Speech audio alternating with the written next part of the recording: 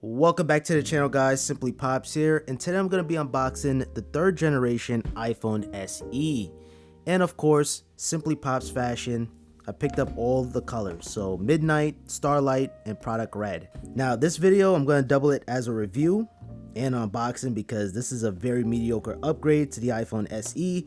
I'm going to talk more about that in a little bit, but without further ado, let's get right into the unboxing experience. In case you guys missed it, I unboxed the 13 Green and the Alpine 13 Pro Max. I'm going to start off with the Midnight, so iPhone SE. You guys see how thin the box is? The last generation SE had the charger in the box. Man, those are good times, right? Yeah, I miss those times too. Okay, so boom, iPhone SE at Midnight. So the Midnight has this blue tint a little bit, so it's not completely all black. And on the front we have a clear plastic instead of just the white on the iPhone 13. And of course on the sticker itself you have the buttons here, so it shows you what's what. Fingerprint scanner, Touch ID. Oh, you go back. Of course, you don't get nothing in the box these days other than just the Lightning to Type-C. It's going to be a time where there's not going to be nothing in the box, so it's just going to be your iPhone itself. Let's unbox the Starlight. Absolutely love the Starlight color. It's a mixture of silver and gold. I have it on my iPad mini 6, and yeah, this is a clean color. So way better than the white, just the plain white. This has like a little hint of gold, adding that luxury spice to it. Okay, same exact thing in the box, and I haven't even checked the Apple stickers, so white Apple stickers. This is the budget iPhone, so I'm not expecting anything crazy here. And of course we're going to turn this right on. So far this is my favorite color. I like this better than the Midnight, but that's just me. You guys be the judge. And okay, before we even get into the red, here's a side-by-side comparison between the iPad mini 6 and the iPhone SE. So goes hand in hand, a nice combo if you're going to be into that Apple ecosystem. I love the iPad mini 6, definitely one of my favorite iPads right now, even though I'm getting ready to unbox the iPad Air, so that's going to be interesting. So last but not least, we have the Product Red iPhone SE.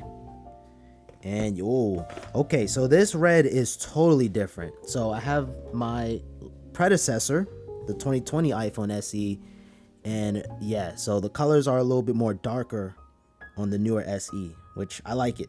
This color is a lot more richer. It's more statuated compared to the 2020 SE. I'm going to be doing a lot of testing, and I have it fully charged. I'm going to be doing a drain test, so I'm not playing around, guys. Make sure you guys click on that subscribe button. And I see something a little different here with the Product Red. So we have, okay, so it says AIDS, but now I think now they doing research for coronavirus right now. So and of course we just got white Apple stickers. It would have been cool to get red Apple stickers, but nonetheless, I digress. Of course, say it with me, guys, designed by California in Apple. And of course you got your Lightning to Type-C.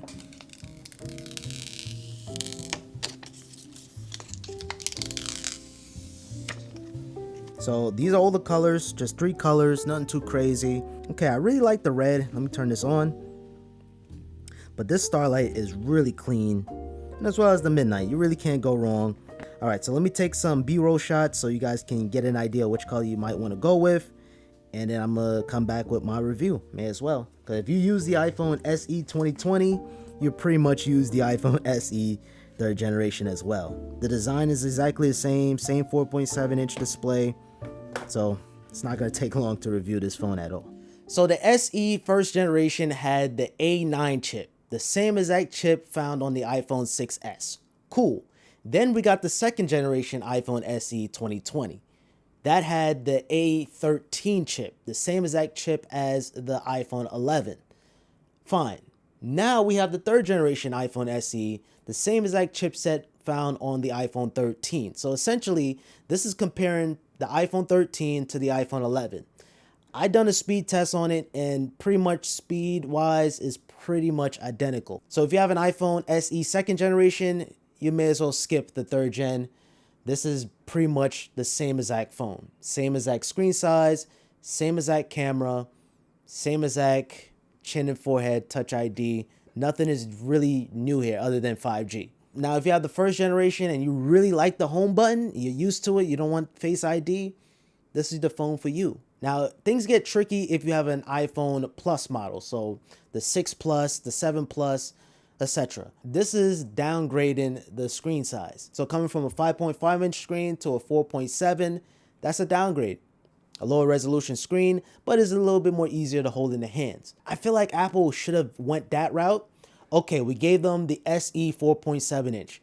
Let's make the third generation SE the Plus model. So 5.5 inch, 1080p display. I forgot the pixel per inch, but give us the Plus model of the iPhone SE. That's what it should have been. But that's what it should have been. Or even better, this should have been the iPhone XR. People were hoping the XR would turn into an SE. The XR has a singular rear camera.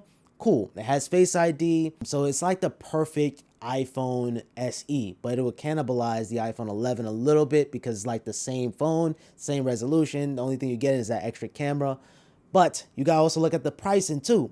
This starts at $430. Now, if you go with the iPhone 11, that's $499. At that point, you're better off getting the iPhone 11. The iPhone 11 is probably your budget phone you should probably get. 500 might be steep for some people, but that extra little bit of money, I'm telling you, that might be the better bang for your buck. You know, iPhones are always known for getting consistent updates, especially the older devices. I think even the iPhone 6S is still being supported to this day. At that point, you probably don't have nothing to really worry about, but it's just a little disappointing to see the iPhone SE pretty much being exactly the same. But it's not to say that this is a terrible phone. This is probably the best budget phone you can get. In terms of the power, you have the flagship power. You still have good cameras. But what this is, the cameras are pretty good. This is not a potato. This is not a potato at all. You have water resistance, dual speakers, fingerprint scanner second generation, so it's pretty fast. This is not a terrible phone. It's just extremely dated once you put it head to head to an iPhone 11 or even iPhone 12 for that matter. If you're looking for a phone without breaking the bank and you want the best value without spending $1,000 on a phone, the iPhone 11 is probably the better option. Maybe even the iPhone 12 will look really good, but the SE is a good phone, but it's only good for Touch ID lovers at that point. Like, this is a classic iPhone. This is a classic iPhone, chin, forehead, Touch ID. There's no difference here. If they give us a bigger screen, fine, cool. If they give us the XR, even better. But if not, we didn't need the SE third generation. Not right now. That's all.